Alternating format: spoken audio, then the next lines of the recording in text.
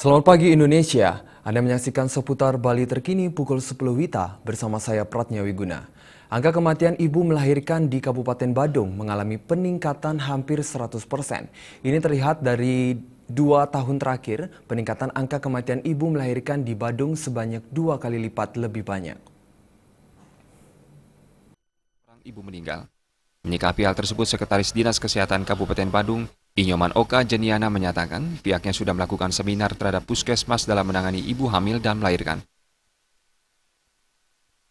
Dalam tahun 2 tahun terakhir ini sedikit angka kematian ibu melahirkan sedikit mengalami peningkatan. Ya, yang dulu kita dari 2013 sebanyak 5, kemudian 2014 menurun menjadi 3, namun sekarang 2015 ada tren peningkatan, ada 7 gitu, angka kematian ibu melahirkan.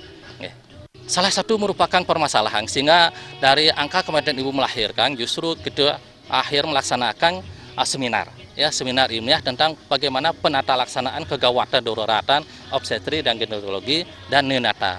Itu karena mengacu daripada permasalahan kami.